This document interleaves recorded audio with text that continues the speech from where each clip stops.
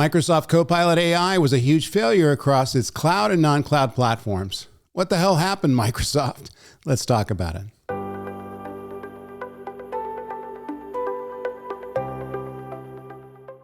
Welcome to the Cloud Computing Insider. If you're new, my name is Dave, a cloud and AI SME, best-selling author, speaker, tech influencer, and experienced technology executive. Let's get going.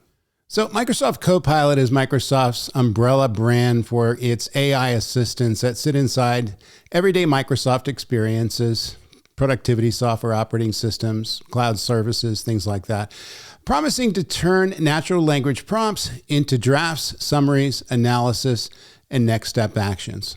So rather than a standalone app, Copilot was woven across the ecosystem. Microsoft 365, Word, Excel, PowerPoint, Outlook, Teams, and Copilot Chat, Windows, and specialized workloads like Copilot in Azure inside the Azure portal to help operate cloud resources. It relies heavily on connecting to your organization's existing content, for example, documents and files you already have permission to access, and then generating responses and context using retrieval over that content. So by now, you know what happened. Copilot became to be a huge failure in the eyes of Windows users, Microsoft users, people who are using 365, people like me who are maybe on the Mac ecosystem or Linux ecosystem that may be using Office productivity products from time to time as something that was rather annoying and not necessarily adding value. And of course, it's adding cost to the platform. Indeed, Microsoft is attempting to have its users pay for Copilot. So this resulted in a bunch of pushback out there and a multitude of things where folks really kind of describe Microsoft as overstepping in pushing Copilot onto their existing customer base and forcing it down the throats of users that really didn't need it or wanted to use other AI platforms. So this resulted in probably a pushback against a technology that I've never seen before in my career. And so users new and old have told Microsoft by no uncertain terms that they didn't want Copilot for the majority of users out there, and they wanted it removed from the platform. Of course, Microsoft in a bit of a panic, trying to accommodate their users and kind of adjust their technology to meet the needs, and certainly from their enterprise customers and from their PC, partners that are, selling Windows more so than Microsoft is these days, is running around in circles trying to figure out what to do. And the reality is they're still in this transition. And so we'll look at what's happened, what went wrong, and what Microsoft should do about it, and also how we should react as Microsoft users, as Azure users, as people who use the Microsoft cloud products out there.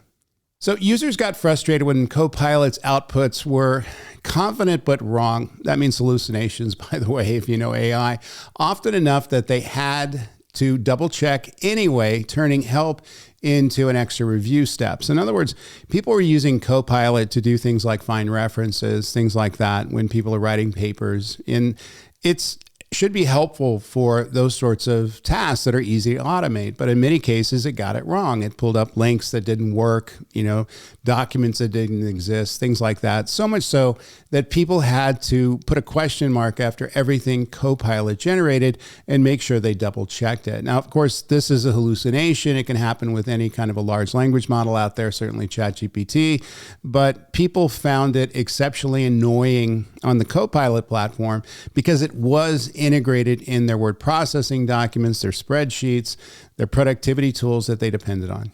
So many felt it wasn't needed because familiar features such as search templates, autocomplete rules, macros, pivot tables, and existing workflows already solve most of the day-to-day needs with more predictability than generative answers. So the existing tools that were already in the Microsoft products did a fine job in terms of meeting the needs of people who were using these productivity products. I'm one of them. I saw Copilot up in the right-hand corner.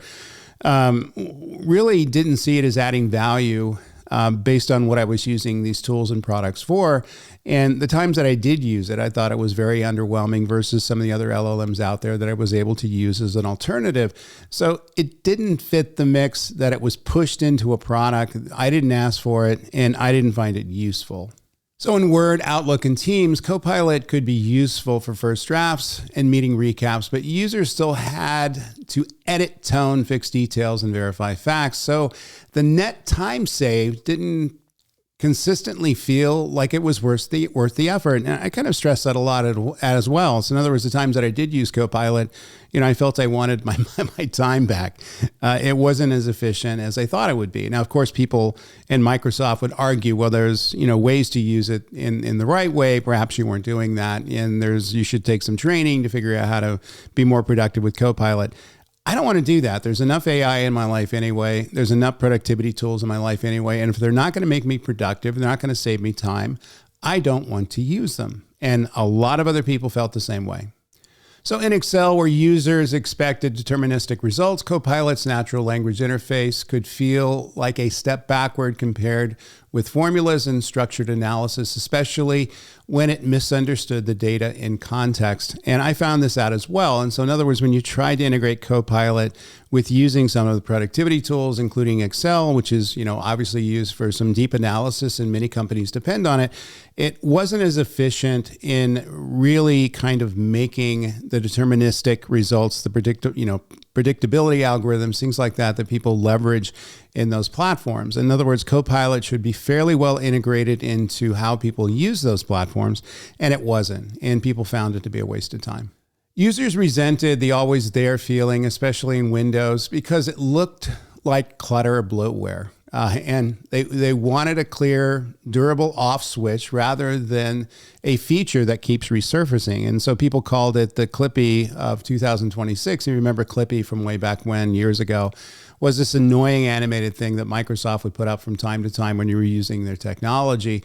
And they took it away pretty quick. People did not have a good reaction to it. And they see the same thing here. They see Copilot popping up time and time again for no particular reason. And Microsoft is in essence pushing it upon us as something they feel we need and should use and get good at. And it wasn't really kind of meeting the bill. So in other words, it wasn't needed. It was annoying. It looked like it cluttered everything up, and it's certainly going to bloat the software and operating systems that we're running. And so people were upset with it, and rightfully so. So in other words, they went from a productive environment where they were very familiar with and working in those environments, certainly augmented that with use of AI. Many people are using ChatGPT and other LLMs, but using it as a separate system. Microsoft tried to integrate an LLM, specific LLM was built for them, into their operating systems and productivity tools. People weren't having it. It didn't work. So, it was a 1 + 1, equals -2, kind of scenario with them. And people were mad and still are mad out there. So look at the number of YouTube videos that, are talking about the disaster that was Copilot, their experiences, and is pushing many to other platforms. I've noticed a lot of people are switching to Linux. I run that platform here as well, or to the Macintosh ecosystem, Mac ecosystem, whatever is going to be best for them, because they kind of view this as the last straw with Microsoft. Microsoft has pulled this stuff over the years from time to time. They get away with it because they're so huge and they're integrated or basically sold with most of the PCs out there. And so when you buy a PC, whether you know it or not, you're going to be buying a Microsoft license along with a PC. They're selling it through the PC manufacturers. Now people are looking at the options. They're just had enough with it. They view it as requiring, too many hardware upgrades. Certainly with Windows 11, you have to upgrade your hardware, things like that. And they're just putting their foot down with this. And I have not seen as much of a visceral reaction to this, in my entire time, working in IT. We've had aspects of this in the past, but it hasn't been as this serious. So Microsoft has a real problem on their hands that they're going to need to figure out how to solve.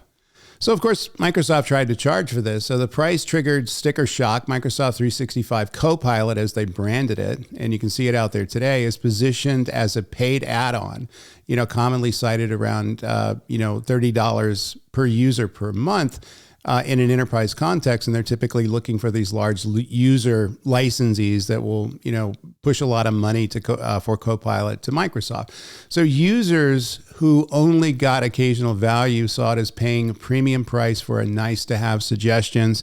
And, even if they found Copilot of value, they didn't feel they were getting the $30 a month value out of this product. And many of the other LLMs that are out there, Claude, Anthropic, and, the OpenAI tools, things like that, they have pretty good free tiers where you don't have to pay for it at all. And for most use cases, people who are small business owners, things like that, that's going to be a much better option for them than to use the Copilot that's integrated into the operating system, integrated into the tools.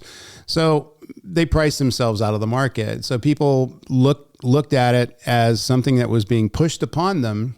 They were charging them for it, ultimately, if you want to make use of the technology beyond some of the free trial period that they had.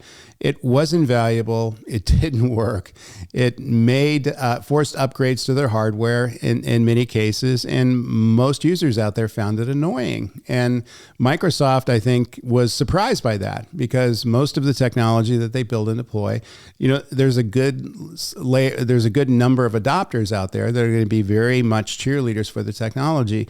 Not so much here. I'm sure there are supporters of Copilot, in and outside of Microsoft, but there's not many out there. Just the whole world of enterprise IT has pushed back on Microsoft around this. And so Microsoft is going to do something to respond to it. They're not just going to prod forward and hopefully people forget about it or it fixes itself, but it's going to be damage that's going to be difficult to fix. In many cases, it's going to be irreparable. In other words, they're going to lose customers that they're never going to get back. So the customers who are switching to Linux, for example, or switching to other cloud providers, those are people who are not necessarily going to bounce back to Microsoft anytime soon.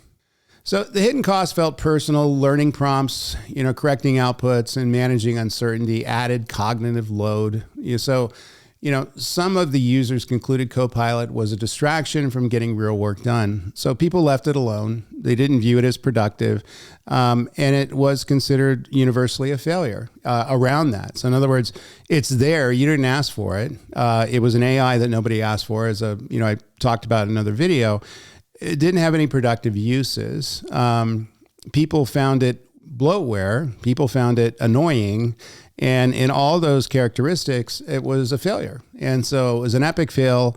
And this stuff happens in the technology world from time to time. And so Microsoft needs to respond to it. So what do you need to do? Well, figure out if your own personal use cases, if it's going to have value before you, delete it or move on to another operating system or productivity tools. And in taking a look at it, if it doesn't have value, then figure out some of the alternatives. Is it worth it enough for you to change operating systems and move to Linux and different productivity tools that are able to run on that platform, or move to the Mac ecosystem, things like that, to make that sort of change? And it's going to cost you to make those things occur. Or is Microsoft going to follow on and you're going to wait for these fixes and updates where you're able to turn off Copilot and, kind of get to a version of this that's going to be more economically viable, that's going to work better for us people who are in the Microsoft ecosystem? And I don't see that coming anytime soon. There's a huge amount of surgery they're going to have to do, and also eat a huge amount of crow in terms of, pushing it out, into the marketplace with, a huge amount of fanfare and advertising and marketing, and have it, just take, such a dirt nap, a face plant in the market. And this is going to be tough to recoil from. Now, I've been a CTO, product companies, not the size of Microsoft, but definitely in the software business. These are disastrous things that are very tough to recover from. So this is going to be many, many billions of dollars off their bottom line for the next few years.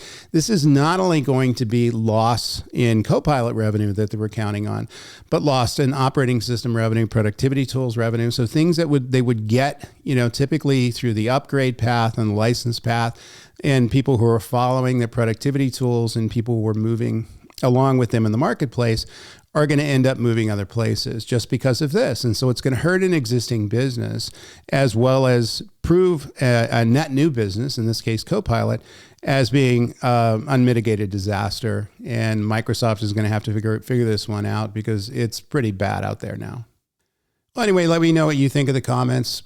Let me know if you could be gung-ho Copilot. I'm not necessarily, right about all this stuff. This is my opinion. It's the opinion of a lot of other people out there, but there are some people who are pushing Microsoft and pushing Copilot, and maybe there's some reasons that I'm not considering here. I'm happy to, by the way. So let me know in the comments if you agree or disagree. Don't forget to like and subscribe and check out my other videos on this channel. Also check out my InfoWorld Cloud Computing blog. Also make sure to check out my 100+ LinkedIn learning courses, and of course my generative AI architecture course out on Go Cloud Careers. And finally, my latest books, Unlocking the Power of Cloud, and An Insider's Guide to Cloud Computing.